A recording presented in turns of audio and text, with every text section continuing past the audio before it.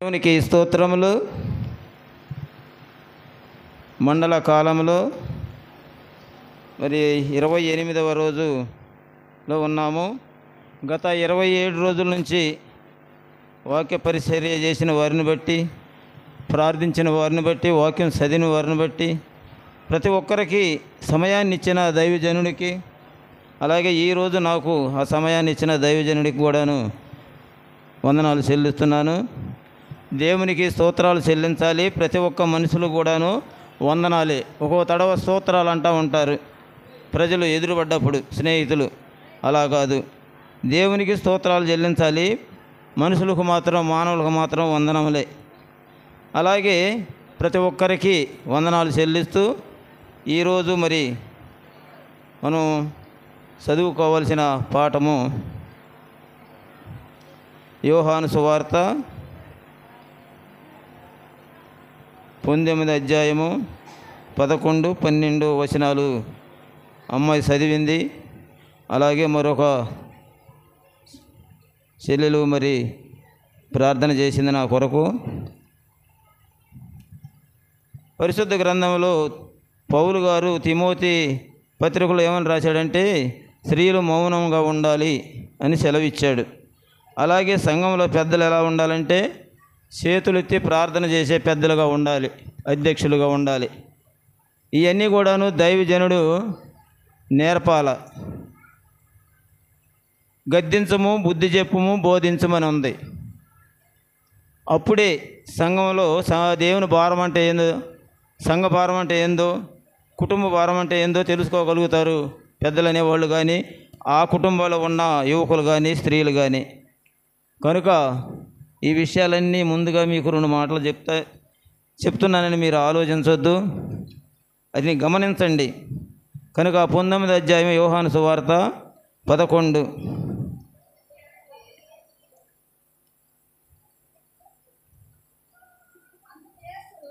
అందుకు యేసు పైనుండి, నీకు ఇయ్యబడి ఉంటేనే తప్ప నా మీద నీకు ఏ అధికారమును ఉండదు. అందుచేత నన్ను నీకు అప్పగించిన వానికి ఎక్కువ పాపము కలదనెను. ఈ మాటను బట్టి పిలాతు ఆయనను విడుదల చేయుటకు యత్నము చేసెను. కానీ యూదులు, నీవు ఇతని విడుదల చేసితివా, కైసరునకు స్నేహితుడవు కావు, తాను రాజునని చెప్పుకొను ప్రతివాడును కైసరునకు విరోధముగా మాట్లాడుచున్నవాడే అని కేకలు వేసిరి. ఆనాడు పిలాతు గారి దగ్గరకు ప్రభువైన యేసుక్రీస్తుని తీసుకొచ్చినప్పుడు, ఆయన ఏ నేరం చేయలేదు కదా అని పిలాతు గారు అంటున్నప్పుడు, యూదులందరూ కూడాను సిలువేయమని, నీవు కానీ ఆయనకు సిలువేయకపోతే కైసరుకి మాకు కూడా విరోధస్తుడివేను అని అక్కడ దాని అర్థం అన్నమాట. అయితే ఈనాడు మరి దేవుని మందిరము, క్రైస్తవులు అందరూ ప్రార్థన చేసుకునే మందిరము, ఈ మందిరాన్ని పెద్దలు కానీ, స్త్రీలు కానీ, యువకులు కానీ కాపాడుకోవాలి. ఇక్కడ ప్రభువైన యేసుక్రీస్తుని మా సిలువేయమని కేకలు వేస్తూ, ఆ పిలాతు అంటే గవర్నరు, మన రాష్ట్రానికి కూడా గవర్నర్ ఉంటున్నారు. అలాగే ఆనాడు ఆయన కూడా పిలాతు ఆ ప్రదేశానికి, ఆ రాష్ట్రానికి గవర్నరు. ఆ గవర్నర్ చేతిలో ఏదైనా విషయం తీసుకెళ్తే ఆ గవర్నర్ చెప్పినట్టుగానే లేఖనాల ద్వారాగా జరగాలి. ఆ లేఖనాలు ద్వారాగా కాదు కానీ వాళ్ళు సొంతంగా తీసుకునే నిర్ణయాన్ని బట్టి శిక్షలు విధిస్తారు. అలాంటి శిక్ష విధిస్తున్నప్పుడు మరి ఈనాడు మనము దేవుని వాక్యానికి అనుకూలంగా లేకుండా అనేక రకాలుగా బయట ప్రాంతాలకు వెళ్ళటము, లేక చర్చికి నడవకపోవటము, కుటుంబ సభ్యులను నడిపించలేకపోవటము, ఇది కూడా ఒక పాపమేనేమోనని చెప్పి నేను అనుకుంటున్నా. ఇప్పుడు నేనున్నాను, నా సాధారణ సారి ఉంది. మరి 20 రోజుల నుంచి ప్రతిరోజు ఉదయము మరి నా కొరకు రేపు 5వ తారీఖున వాక్యం ఉన్నది కదా, జాగ్రత్త అయ్యా అని చెప్తూనే ఉంటుంది, ప్రార్థన చేస్తుంది. నేను తెల్లవారుజామున ప్రార్థన చేసుకుంటాను. అలాగే నా కుటుంబ సభ్యుల్ని మందిరానికి నడిపించలేకపోతున్నా. అప్పుడు నేను నిజమైన క్రైస్తవున్నా, నామకార్థ క్రైస్తవున్నా? నా లెక్కలో నామకార్థ క్రైస్తవుణ్ణి. అయితే ఇక్కడ సంఘంలో ఒక మా ముఠ ఏబేలు గారు, రామయ్య గారి ముఠ అంటారు, కొమ్ము రాములు గారి ముఠ అంటారు. ఆ ముఠాలో నేను ఒక సంఘ పెద్దని. ఈ మధ్యకాలంలో చెరుగుపల్లిలో మీటింగ్ జరుగుతుంది, లూథరన్ సంఘం వాళ్ళది. అయ్యా నువ్వు ఫీజు కట్టాలి, నిన్నేదో ప్యారిస్ పెద్దగా ఎన్నుకున్నారు మీ ముఠా వాళ్ళని నాకు ఫోన్ చేశాడు అయ్యగారు. అసలు ఆ ముఠా పెద్ద, ప్యారిస్ పెద్ద ఏంటో, ఆయన బాధ్యతలు ఏందో, పీసీసీ నెంబరు అంటారు, ఆయన బాధ్యత ఏందో, వీళ్ళు ఈ సంఘానికి దేనికి ఉపయోగపడాలి, ఏం మాట్లాడాలి, వాక్యానుసారంగా జీవించటానికి వీళ్ళకుండ అర్హత ఏమిటి చెప్పలా. నేను సంఘ పెద్దగా లేనప్పుడు ఇక్కడ వివాహం చేసుకుని నా భార్యని ఇక్కడ ప్రార్థనకు వస్తూ ఆమెతో పాటు నామకార్థంగా వస్తున్నప్పుడు ఈ చర్చి పడగొట్టక ముందు, కొత్త చర్చి కట్టక పాత చర్చి ఉన్నప్పుడు దేవసహాయం గారు, చొప్పర దేవసహాయం గారు డెలిగేటు. ఆయన ఎప్పుడూ చర్చికి వచ్చి వాక్యం వినటం కానీ చెప్పడం కానీ నేను వెళ్ళా. తదుపరి మా ముఠాలో నుంచి ఏబేలు గారు అప్పుడప్పుడు ఏదో కొద్ది మాటలు మాట్లాడుతున్నాడు కానీ వాక్యానుసారంగా మాత్రం ఎప్పుడు కూడా నిలబడలా. ఇప్పుడు మరొక డెలిగేట్ గారు వచ్చారు. ఈ డెలిగేట్ గారి బాధ్యత ఏంది, పీసీసీ నెంబర్ బాధ్యతలు ఏంది, వీళ్ళు ఈ సంఘాన్ని ఈ మందిరాన్ని ఎలా కాపాడుకోవాలి ఏమిటనేది ఆలోచించాలా అని నేను అనుకుంటున్నా. అలాగే నా బాధ్యత ఏమిటి, నువ్వు ప్యారిస్ పెద్దవి 500 రూపాయలు ఫీజు కట్టాలి, ఈ గుంటూరు పంపించాలి హెడ్ ఆఫీస్కి అని కూడా చెప్పాడు. అయ్యా నేను ఇప్పుడు నువ్వు చెరుగుపల్లిలో ఉన్నారు, నేను ఇక్కడ ఉన్నాను, 500 ఎట్ట పంపించాను, ఫోన్ ప్లే చేయమన్నాడు. నాకు తెలియదండి ఆ ఫోన్ ప్లే, నేను చదివిందే 4వ తరగతి 5వ తరగతి. ఈ ఫోన్కి వస్తే మాట్లాడతాం, లేకపోతే ఎవరికైనా తెలిసిన వాళ్ళకి ఫోన్ చేసుకోండి, అంతకే కానీ నాకు ఆ విషయాలు తెలియదు, వచ్చినాక నేను ఇస్తానన్నా. ఈ రోజు వరకు నన్ను డబ్బులు అడగల. మరి మీరు ప్యారిస్ పెద్ద లేదా పీసీసీ నెంబరు మీ బాధ్యత ఇలా ఉంటుందని ఇప్పుడు చెప్పాలి. ఈ లెంట్ కాలాల్లో ఈ పేపర్లో నా పేరు ఉన్నదని కూడా నాకు తెలియదు. నేను ఫస్ట్లో 5-6 రోజులు నేను ప్రార్థనకు రాలా. తర్వాత మా సహధర్మచారిని నా భార్యని అడిగాను, ఏమ్మా ఏంటి సంగతులు అంటే, అయ్యా నీ పేరు కూడా ఉంది, తీసుకొచ్చాను పేపర్ చూడండి అని అంది. అప్పుడు తెలుసుకున్నా ఏంటి నా బాధ్యత. కనుక ఆలోచించాలి, సంఘం ఏమైపోతుందో, ఎందుకు ఏమిటో అనేది నేను చాలా దుఃఖిస్తున్నాను. ఈ మందిరం దుఃఖిస్తుందో మీకు అర్థమవుతుందో లేదో. ఈ రంగులు, లైటింగ్ ఇవన్నీ చూసి మీరేమనుకుంటారంటే అబ్బో మా మందిరము గొప్ప మందిరం అనుకుంటున్నారు. ప్రభువు బోధించిన మందిరమే పడిపోయింది. ఇప్పుడు ప్రభువు చనిపోయినాక 75 సంవత్సరాలకి యెరూషలేము మందిరం పడిపోయింది. సొలొమోను మహారాజు కట్టించిన మందిరం వెండి బంగారాలతో కట్టించాడు. ఏమండి మీరు ట్రైనింగ్ చేసి వచ్చినారు, మీకు తెలుసు యాకోబు గారికి. ఆ మందిరం ఇప్పటికి ఎన్ని సంవత్సరాలు అయింది పడిపోయి. అది ఇస్మాయేలు సంతానం చేతిలో ఉంది ఆ మందిరం. యెరూషలేము మందిరం ఇస్మాయేలు సంతానం చేతిలో ఉంది. ఇస్మాయేలు సంతానం ఎవరు? అబ్రహాం గారి కుమారుడే, పెద్ద కుమారుడు. మరి శారాయి కుమారులు ఉన్నారు ఇజ్రాయేల్ దేశం పక్కనే, ఇజ్రాయేలీలు. వాళ్ళకి వీళ్ళకి యుద్ధం జరుగుతుంది ఇప్పుడు. మరి 1000 సంవత్సరాల నాడు ఆ మందిరం పడిపోతే ఇంతవరకు అతిగతి లేదు. కనుక మా మందిరం ఎలా ఉంది, అందసందాలతో ఉంది. అబ్బో వస్తున్నారు లెంటి దినాల్లో ప్రజలు అనే కాదు, అసలు మన ప్రజలు ఏమిటి, ఎక్కడికి వెళ్తున్నారు, ఎందుకు వెళ్తున్నారు, వాక్యంలో ఎలా. ఇప్పుడు ఈనాడు 27 రోజులు మన బిడ్డలు వాక్యం అందించారంటే నేను ఎంతో వాళ్ళకి నేను వందనాలు చెప్పుకోవాలి. ఎందుకంటే ఆడపిల్లలైనా కానీ చాలా ఎంతో గొప్ప వాక్యాలు అందించారు. నిన్న దూర ప్రాంతాల నుంచి వచ్చిన ఆయనతో పాటు ఆయన అందించినట్టుగానే వీరు కూడా అంతకుముందు అందించినట్టుగా ఉన్నారు. నేను అనుకున్నాను ఆడపిల్లలు ఆ రకంగా వాక్యం అందిస్తున్నారు, మరి నా పరిస్థితి అలా ఉంటుందో ఏందని ఎప్పటికప్పుడు నా గుండెలో దడగానే ఉంది. మాణిక్యం గారికి తెలిసిన ఆ విషయం. కనుక ఇక్కడ ఏ అధికారంతో ప్రభువుని సిలువేయమని వాళ్ళు అడుగుతున్నారు, ఈయనేమో సిలువేయాలని కూర్చున్నాడు. ఏ అధికారము? అసలు అధికారం ప్రభు తండ్రి అయిన దేవుడైన యెహోవాది. యెహోవా ఈ ప్రజలను నరులను సృష్టించాను కాబట్టి, ఈ నరులు పాపంలోకి వెళ్ళిపోయారు కాబట్టి నేనే నరుడిగా వెళ్ళాలని ప్రభు అయిన యేసుక్రీస్తుగా వచ్చాడు అన్నట్టుగా వాక్యం చెబుతుంది. ఈ వాక్యానుసారంగా మరొక విషయం ఏంటంటే, యేసు ప్రభు పుట్టక ముందు 750 సంవత్సరాల క్రితము నరుల్లో నుంచి ఒక ఆయన వస్తాడు. ఆయన నీతిమంతుడిగా ఉంటాడు. ఆయన నలగగొట్టబడతాడు అని కూడా యెషయా ప్రవక్త రాశాడు 53వ అధ్యాయంలో 5వ వచనంలో.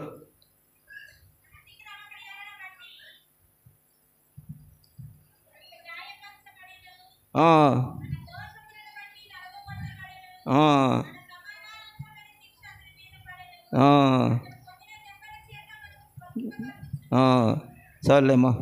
కనుక నలగొట్టుటకు ఇష్టమాయను అని ఇక్కడ నాకు ఇచ్చిన అంశము. అక్కడేమో వాక్యమేమో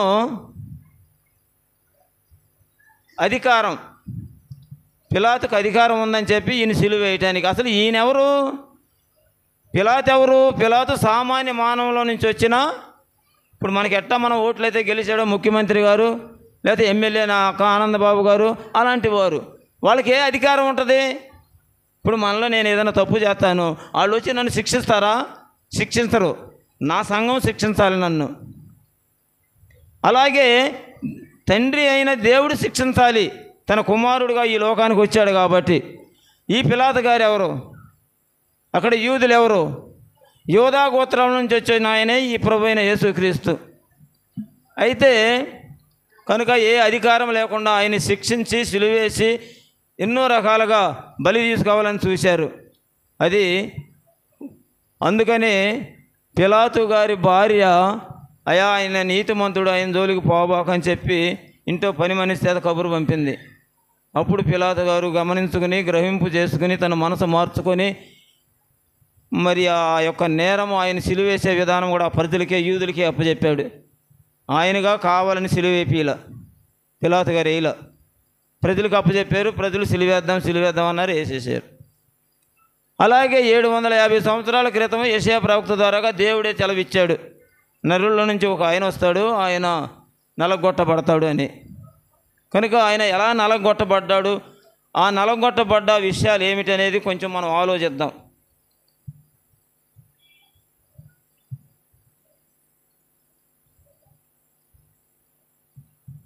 భూత యజ్ఞం నేను అన్నాను. ఋగ్వేదము, సామవేదము, యజుర్వేదము, అధర్వణ వేదం అని. ఈ వేదాలు ఎక్కడి నుంచి వచ్చినాయి? పరిశుద్ధ గ్రంథంలో నుంచే వేదాలను తీసుకెళ్ళి వాళ్ళు బ్రాహ్మణులు అనేవాళ్ళు, అంటే ఇజ్రాయేలు జనాంగంలో నుంచే బ్రాహ్మణ వంశం ఒకటి వెళ్ళిపోయింది పూర్వకాలంలోనే, యేసుప్రభు పుట్టక తలిగినేనే. వాళ్ళు వేదాలు యజ్ఞాలు చేసి ఏం చేశారంటే వాళ్ళు ప్రజల్ని మార్చుకున్నారు. పశువుల్ని వధించటము, రక్తాన్ని సిందించటము అలా అలవాటు చేశారు. కనుక ఇక్కడ భూత యజ్ఞం అని ఒక మాట చెబుతున్నాను. దానికి అర్థం ఏంటంటే క్రీస్తు సిలువ వేయబడుటచే పశుబలి నాపి ప్రపంచ పునర్జన్మకు పునాది వేసాను. అది రోమా 8:21లో ఉంటుంది. రానున్న చదవక్కర్లేదు, గుర్తుపెట్టుకోండి. రానున్న క్రీస్తు రాజ్యంలో హింస లేనందున క్రూర జంతువులు సాధు జంతువులతో నుండి గడ్డి మేయును, యెషయా గ్రంథంలో ఉన్నది. కనుక మనుష్య యజ్ఞము పాప మరణ నరకముల నుండి మానవులను విడిపించుటకై ఆయనే బలి అయ్యను. మనం చేసిన పాపాలకు ఆయన బలి అవ్వటానికి ఈ లోకానికి వచ్చాడని ఇక్కడ వాక్యం చెబుతుంది. ఆ వాక్యం ఎక్కడుంది? రోమా 6:14, హెబ్రీ 2:14-15, అలాగే రోమా 1. ఈ వచనాలు చదువుకుంటే మీకు అర్థమవుతుంది. తర్వాత బ్రహ్మ యజ్ఞము, క్రీస్తే దేవుని వేదము అనగా జ్ఞానము. ఈ యజ్ఞాలని చెప్పి వేదాలని చెప్పి అంటున్నారు. ఆ వేదాలకి నామకరణం ఎవరంటే ప్రభు అయిన యేసుక్రీస్తే. యేసుక్రీస్తుని అనే నామాన్ని అడ్డం పెట్టుకుని ఈ ఇజ్రాయేలు జనాంగంలో నుండి కొంతమంది బయలుదేరి బ్రాహ్మణులుగా. ఇప్పుడు మన యెరూషలేం మందిరంలో ఉన్న ప్రతి ఒక్క వస్తువు శివాలయంలో ఉండయి. మందసం కూడా ఉన్నది, దూడబొమ్మ ఉన్నది. ఆ దూడబొమ్మని ఊరేగిస్తుంటే మన కులంలో నుంచి ఈ వాయిద్యాలు వాయించేవాళ్ళు ఆ దూడబొమ్మకు వాయిద్యాలు వాయిస్తూ బజార్లు అమ్మడి తిరుగుతారు. వాళ్ళు సంఘానికి పెద్దలుగా ఉంటున్నారు. నేను ఒక ఊరిలో చూశాను మీటింగ్కి వెళ్ళినప్పుడు. వీళ్ళు మొన్న దూడబొమ్మకు ఊరేగింపులో ఉన్నారు కదండి, వీళ్ళు పెద్దలని అంటారు. ఏంటంటే పాస్టర్ గారిని అడిగితే ఏం చేద్దామండి, మనం ఏం చేయలేములే, పోనీయండి అని అన్నాడు. అంటే నేను తెలుసుకోవటానికి అడిగా. ఆయన ఏమన్నాడంటే, అయ్యా వాళ్ళు చేసే పనులు వాళ్ళు చేస్తున్నారు, ఇక్కడేం దైవత్వం అంటున్నారు, పెద్దలు అంటున్నారు. మనం చేయగలిగేది ఏం లేదు, నేను 4 సంవత్సరాలు ఉంటాను, వెళ్ళిపోతాను, వాళ్ళు నేను ఒత్తిడి పెట్టి అడగలేనని అన్నాడు పాస్టర్ గారు. కనుక బ్రహ్మయజ్ఞం అంటే క్రీస్తే దేవుని వేదము అనగా జ్ఞానము. వేదం అంటే జ్ఞానమే. తరువాత ఈ జ్ఞానము క్రీస్తే అని మనకు ఎలా అర్థమవుతుందంటే 1 కొరింథీ 1:24 ఉంటుంది, రాసుకండి. తరువాత ఆయనే వాక్యమై ఉన్నాడు, యోహాను సువార్త 1:1. కనుక అక్షర బ్రహ్మమగు ఆయనను ప్రతిదినము పఠింపవలెను. ఈ వాక్యాన్ని ఏ రోజుకు ఆ రోజు మనము చదువుకుంటూ ఉండాలి. తరువాత మానవులునరించడి పంచమహాపాతకముల పరిహారార్థమై రక్షకుడు పంచగాయములను పొందెను. ప్రభు సిలువేయక ముందు ఆయన అనేక రకాలుగా గాయాలు చేసినట్టుగా మన వాక్యం సెలవిస్తుంది. అయ్యే పంచగాయాలు.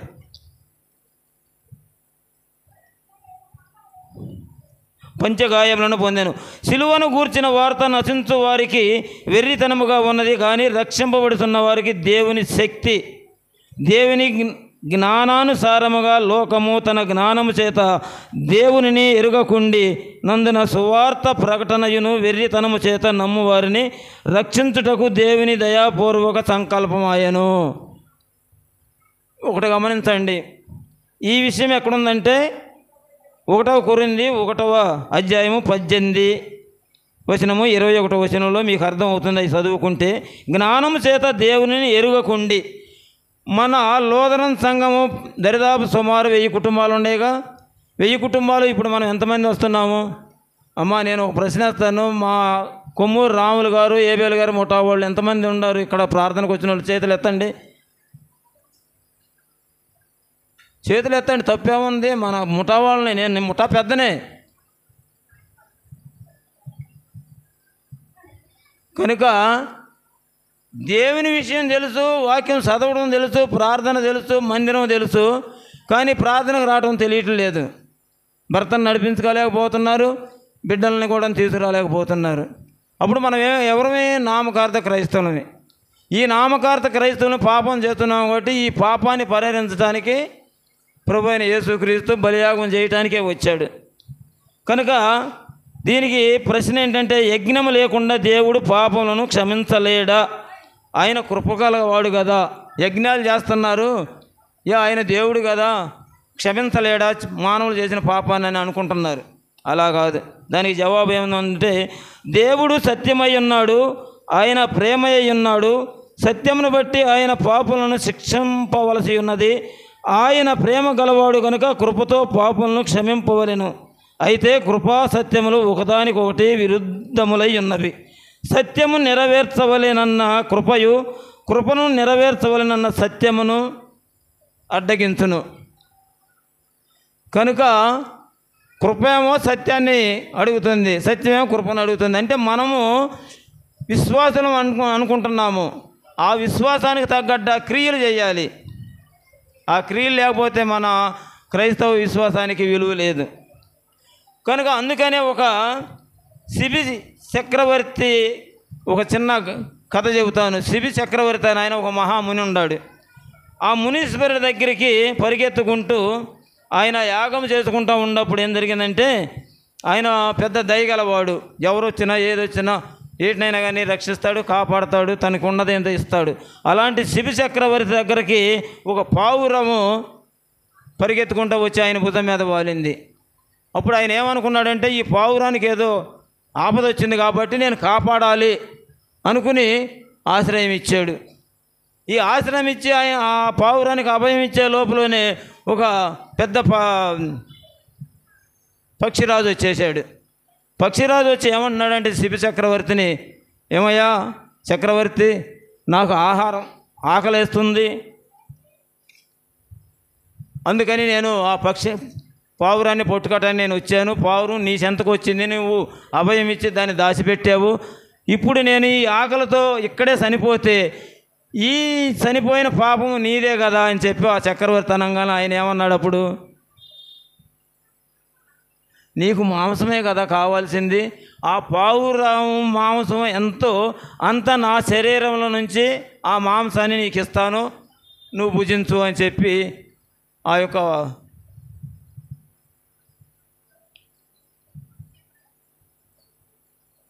అప్పుడు ఆ పావురానికి సంబంధించినంత ఆ యొక్క శిబి చక్రవర్తి మాంసాన్ని ఇవ్వటానికి ఒప్పుకున్నాడు. డేగకి మాంసంను డేగకి ఇచ్చడానికి ఒప్పించి తుదకు తానే ఆ మాంసమును బలిగా డేగకు అర్పించెను. ఆయన మాంసం శరీరం నుంచి కొంత మాంసాన్ని తీసి ఆ డేగకు అప్పచెప్పాడు. డేగగా తింది, వెళ్ళిపోయింది, పావురాన్ని రక్షించాడు. కనుక అలాగే బలిగా డేగ అర్పించు కనుక కృపా సత్యములకు చిహ్నములైన ఆ రెండు పక్షులు సంతసించి రాజీ పడెను. ఇదే సత్యమును పరిశుద్ధ గ్రంథము బోధించుతున్నది. అంటే విశ్వాసము కలిగిన వారు క్రియలు కూడా చేయాలి. క్రియలు లేకపోతే విశ్వాసము వ్యర్థమని వాక్యం సెలవిస్తుంది. అందుకని ఆయన చక్రవర్తి కాబట్టి మరి ఆపదలో ఉండవాలని ఆదుకోవాలి కాబట్టి ఆయన మాంసాన్ని ఇచ్చాడు, ఆ డేగకి పావురాన్ని రక్షించాడు. అలాగే మన ప్రభువైన యేసుక్రీస్తు ఆది యందు వాక్యమున్న అనగా శబ్ద బ్రహ్మమగు ఓంకారమై ఉన్న దేవుడే శరీరధారి అయి కృపా సత్య సంపూర్ణుడుగా మన మధ్య నివసించెను. ఎందుకు నివసించాడు? యోహాను సువార్త 1:1 అధ్యాయం 1:5 తర్వాత 14 దేవత్వము యొక్క సర్వపరిపూర్ణత శరీరాకారముగా క్రీస్తునందు నివసించుతున్నది. అది కొలస్సీ 2:9 కనపడుతుంది. పాపులను రక్షించుటకై క్రీస్తు శిలువ వేయబడుటచే మానవులు పొందవలసిన శిక్షను తానే పొంది సత్యమును నెరవేర్చెను. ఎవరు సత్యాన్ని నెరవేర్చింది? ప్రభువైన యేసుక్రీస్తు. దానికి ఉదాహరణకు నేను ఆ డేగను పావురాన్ని చూపించే కథ, అది శిబి చక్రవర్తి. అంటే మన వాక్యానికి కూడాను కొన్ని ఉపమానాలు చెప్పిన, ఎందుకంటే ప్రభువైన యేసుక్రీస్తు కూడాను ఉపమానాలు చెప్తూనే ప్రసంగించాడు, బలి అయ్యాడు. ఆయన బలి అవుతాడు, ప్రజల కొరకు రక్తాన్ని సిందిస్తాడన్న సంగతి కూడాను ఆయన పుట్టక ముందు 750 సంవత్సరాల క్రితమే ఆ వచనం బైబిల్లో రాసి ఉంది. కనుక శిక్షను తానే పొంది సత్యమును నెరవేర్చారు. శిక్ష ఎవరు పొందారు? ప్రభువైన యేసుక్రీస్తు పొందాడు. కనుక మనం గమనించాల్సింది ఏంటంటే శిక్ష పొందిన యేసయ్యను మరి మనం ఎంతగానో ఆరాధించాలి, స్తుతించాలి, గణపరుచుకోవాలి. పరిశుద్ధ గ్రంథాన్ని ఎప్పటికప్పుడు చదువుతూ ఉండాలి. ఎందుకంటే పరిశుద్ధ గ్రంథము ప్రపంచంలో 256 దేశాలు ఉన్నాయి. ప్రపంచం ఈ భూమి మీద దేవుడు సృష్టించింది 256 దేశాలుగా నామకరణ అయినవి. మరి ఆయన చెప్పినట్టుగా యుద్ధాలు, భయంకరమైన వరదలు, వానలు చాలా భయంకరంగా ఉన్నాయి. ఆఫ్ఘనిస్తాను, పాలస్తీనా, మరి లిబియా దేశము, ఇరాను ఉక్రెయిన్ మీద 3 సంవత్సరాల నుంచి యుద్ధం చేస్తుంది. మరి పాలస్తీనా దేశస్తులు ఇజ్రాయేలు దేశం మీద ఇప్పుడు 14 నెలల నుంచి యుద్ధం చేసి 1000 మంది చనిపోయారు. అది పరిశుద్ధ గ్రంథానికి సంబంధించిన దేశాలే. అబ్రహాం గారి కుమారులు, 2 కుమారులకే యుద్ధం జరుగుతుంది. కనుక మనము ఆలోచించాల్సింది ఏంటంటే పరిశుద్ధ గ్రంథాన్ని వివరంగా తెలుసుకోవాలి, వివరంగా చదవాలి. మరి అలాగే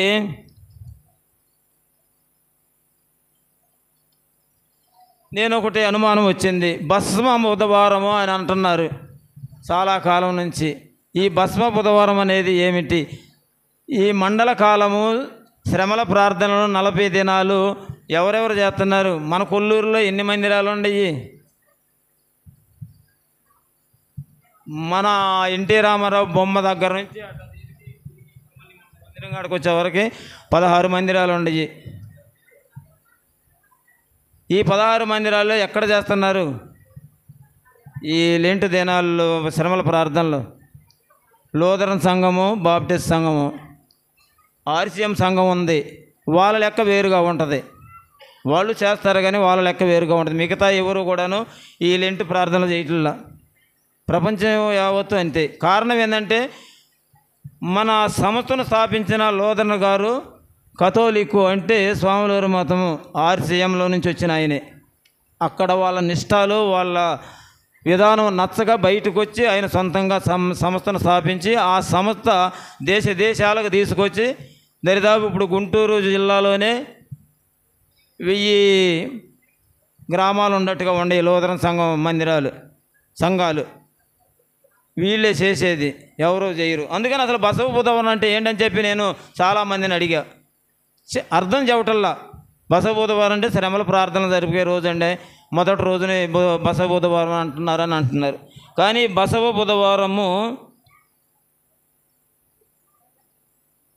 బుధవారం గ్రీకులో టెప్రాటెటర్కి అన్నారు. దీని భావం ఏమిటంటే బూడిద, బుగ్గి, కసిక బుధవారం అని అంటారు.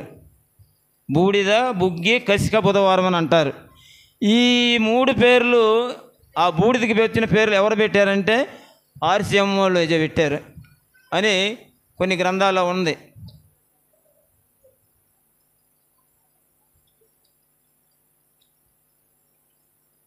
రోమా కాథలిక్ అంటే RCM వాళ్ళు ఏం చేశారంటే ఈ బసవ బుధవారం అనే మాటను ఎలా తీసుకొచ్చారంటే, రోమన్ కాథలిక్ వారు మట్టలాది వారం ఉపయోగించిన మట్టలను కాల్చి బూడిద చేసి, మనం కూడా మట్టలు తీసుకుని వెళ్తాం.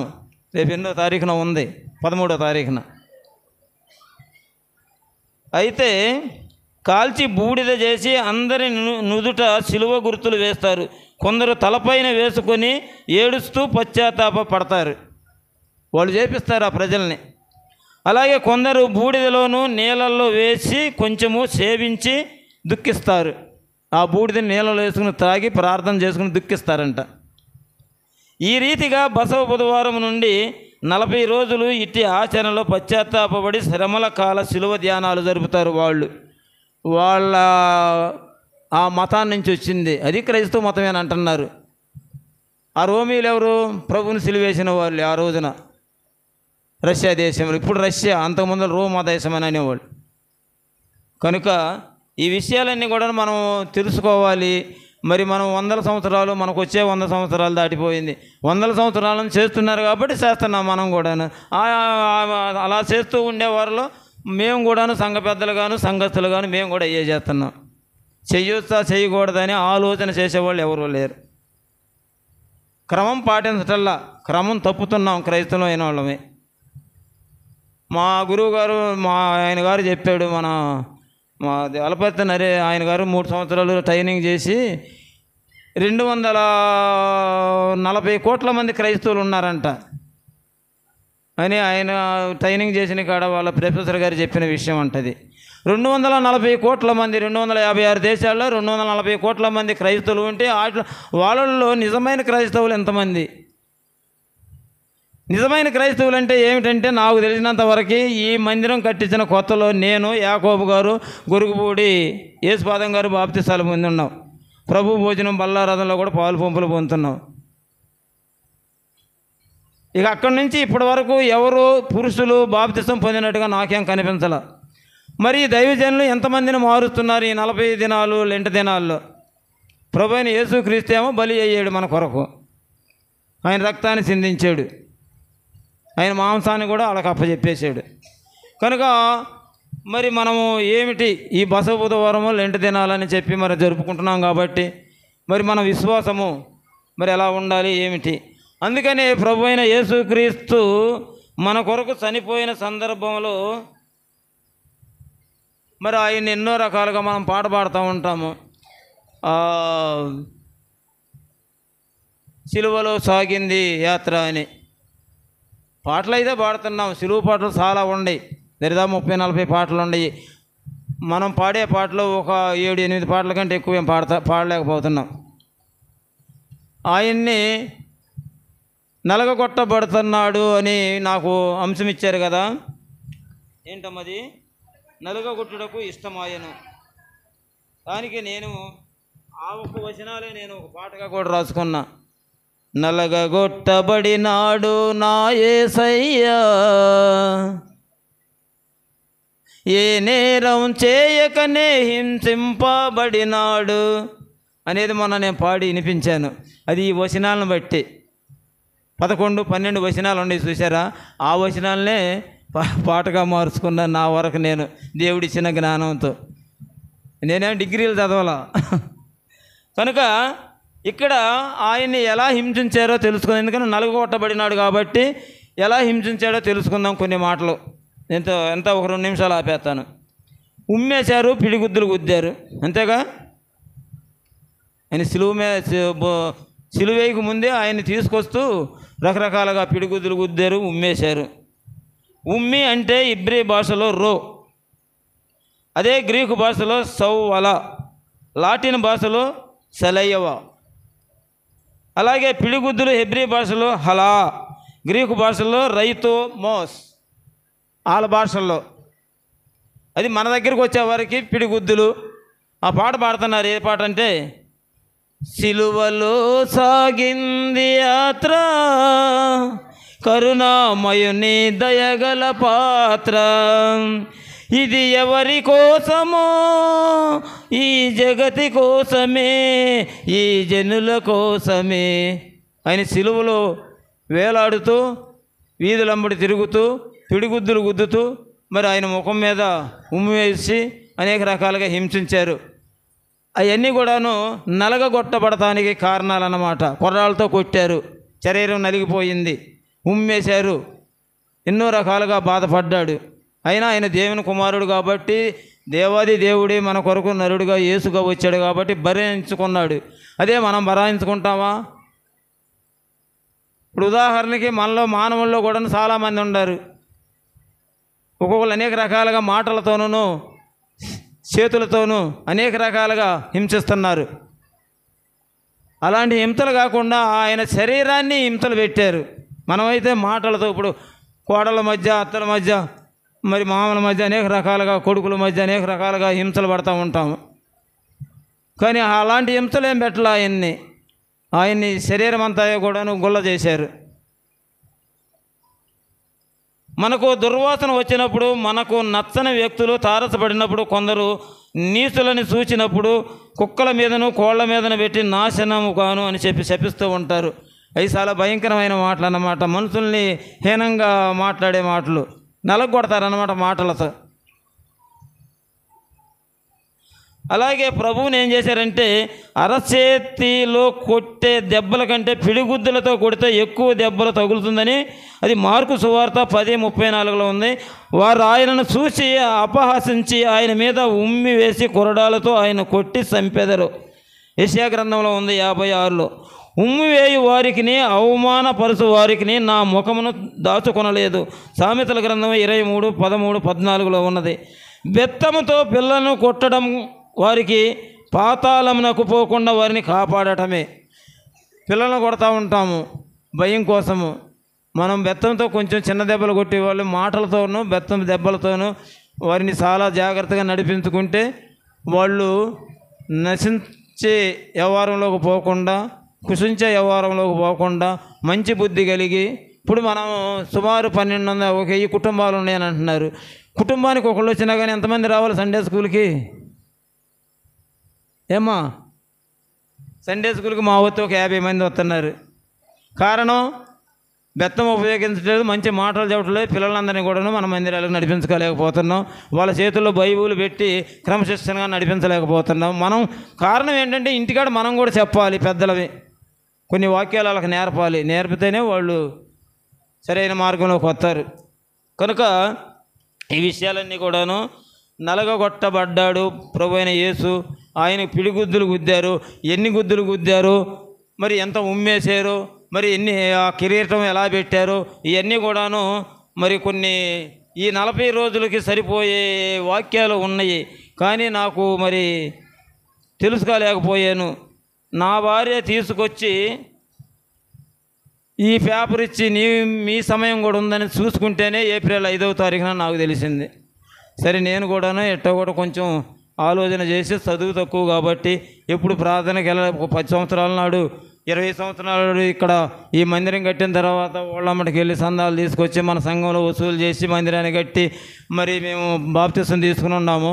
బాప్తిసం తీసుకున్న ముగ్గురులో మా యాకోబు గారు మాత్రం సంఘ పెద్దగా, ఒక పాస్టర్గా ట్రైనింగ్ అయ్యి ఆయన మాత్రం కొంచెం అభివృద్ధిలోకి వెళ్ళిపోయాడు వాక్యానుసారంగా. నేను మాత్రం కొంచెం ఇప్పుడే లైన్లోకి వచ్చా. యోహాను పాస్టర్ గారు 2 సంవత్సరాలు నాకు మైక్ ఇవ్వను అన్నాడు. ఎవరో సంఘ పెద్ద చెప్పాడంటే నీకు ఆయనకు మైక్ ఇవ్వద్దని. ఆయన మైక్ ఇవ్వద్దన్న తర్వాత నేను 3 సంవత్సరాలు చర్చిలోకి అడుగు పెట్టాల. ఆయన వెళ్ళిన తర్వాతే పెట్టా. ఇంకా 2 నెలలకి ఆయన మార్చాలి, చెయ్యాలి, సంవత్సరం 2 సంవత్సరాలు అయిపోయింది, వెళ్ళాలని ఎందుకు వెళ్ళలేదని చెప్పి నేను సంఘ పెద్దను కాబట్టి నేను గట్టిగానే ప్రెస్ చేశా చెన్నై ప్రెసిడెంట్ గారి దగ్గరికి వెళ్ళి. తర్వాత కూరాకుల రవికుమార్ గారి దగ్గరికి ఫోన్ నెంబర్ తీసుకుని ఆయన 3 మాట ఫోన్ చేశా. వచ్చే 2 వారాల నుంచి దయారత్నం గారు వచ్చి సామాన్య మానవుడిగా కూర్చుంటున్నాడు, యోహాను గారిని పంపిస్తారా లేదా, ఇది 7వ సంవత్సరం, 6 సంవత్సరాలు అయిపోయి 7వ సంవత్సరంకి వచ్చింది, మీరు పంపిస్తేనే సరే, లేకపోతే నేను పెడతా, చర్చి ముందు మైకి పెట్టి రిక్షాలో మైకి పెట్టి నేను ప్రార్థన చేస్తానన్నా. ఆయన గారికి ఫోన్లు చేసి చెప్పా. వెళ్ళాడు. కారణం ఏంటంటే నాకు ఎందుకు మైక్ ఇవ్వలేదు, ఒక వ్యవహారంలో మైక్ అడిగా ఇవ్వనన్నాడు. ఈ కారణం ఏంటంటే పెద్దలు ఇవ్వద్దు అన్నారు. ఎవరండి ఆ పెద్ద అంటే ఆ పెద్ద పేరు చెప్పలా, అందుకు నేను అడుగు పెట్టలా. ఆయన మార్చడానికి కూడాను మిగతా పెద్దలతో నేను కూడా పోరాటం చేసి వెళ్ళిందాక ఊరుకోవాల. నేను క్రమశిక్షణగానే ఉంటాను సంఘం వ్యవహారంలో, పాస్టర్ గారి వ్యవహారంలో నా వరకు నేను ఖచ్చితంగానే ఉంటాను. నేను ఏమైపోయినా సరే నేను ఎన్నో సమస్యలు ఎదుర్కొన్నా.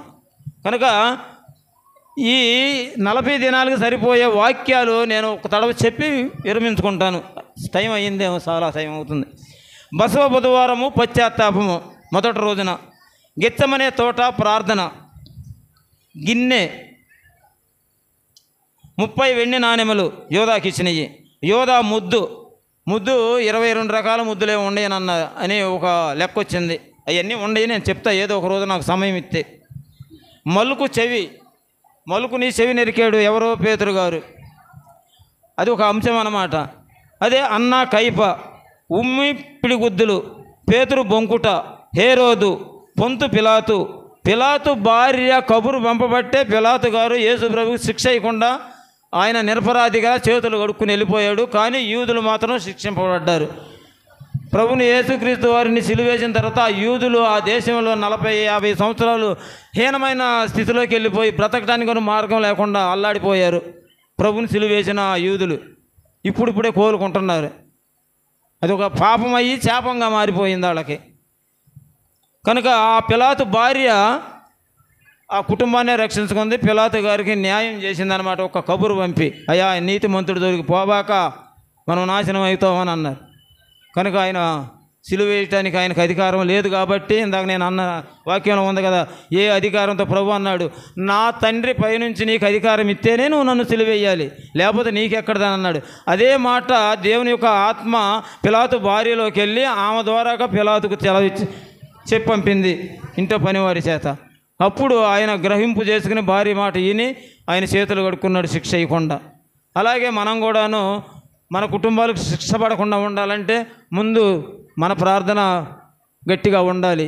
దేవుని ఆత్మ ఈ మందిరంలో ఉన్నదని గ్రహించాలి. దేవుని మందిరంలో బైబుల్ లేదా? బైబుల్ ఏమైనా మార్పు ఉండయా? దేవుని ఆత్మ ఏమైనా మార్పు ఉందా?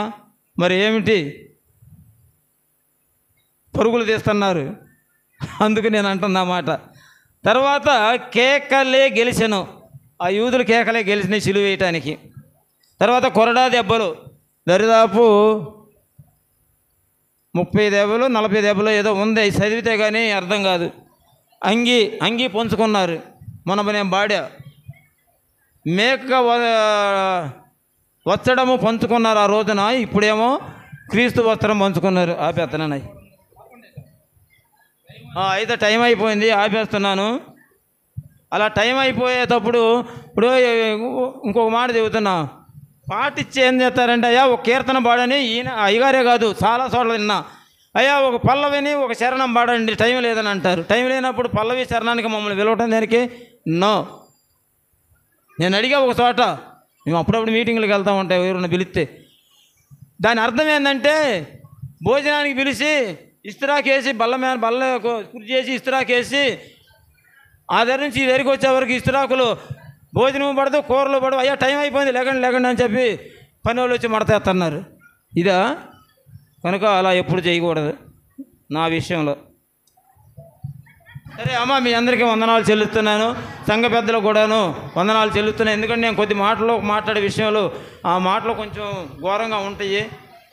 కనుక ఆ విషయాలన్నీ కూడా మరిచిపోయి సంఘాన్ని ఎలా కాపాడుకోవాలో, దేవుని భారం అంటే ఏందో, సంఘ భారం అంటే ఏందో, కుటుంబ భారం అంటే మన కుటుంబాన్ని ఎంత భారంతో మోస్తున్నాము, మన సంఘాన్ని ఎందుకు మోయలేకపోతున్నాం, దేవుని విషయాలు ఎందుకు తెలుసుకోపోతున్నాం, సంఘం దేవుని భారం అంటే అది. కనుక ఇవన్నీ కూడాను ఆలోచించి పెద్దలు కానీ వాళ్ళతో పాటు నేను కూడాను ఈ సంఘానికి పని చేయాలి జాగ్రత్తగా. నేను మిమ్మల్ని అన్నానని బాధపడుకోలేని అయ్యగారు, ఎందుకంటే సమయం 20 నిమిషాలు 30 నిమిషాలు ఇచ్చి మా ఇంట్లో కనీసం 45 నిమిషాలు ఇవ్వాలి ఎవరికి అయినా సరే. వాక్య పరిసరి చేయడానికి 45 నిమిషాలు కంపల్సరిగా. ఓ గంటలు 2 గంటలు ఎక్కడికక్కడికో వెళ్ళి 2 గంటల సేపు 3 గంటల సేపు ప్రసంగాలు చెబుతుంటే ఇన్ని వస్తారు. ఇక్కడ 45 నిమిషాలు కూర్చోలేరా, ఏం లేరా, ఇన్ని వాళ్ళు బాగా వింటారు కానీ టైం ఇవ్వరు. అలా టైం ఇవ్వనప్పుడు మమ్మల్ని పిలవద్దు.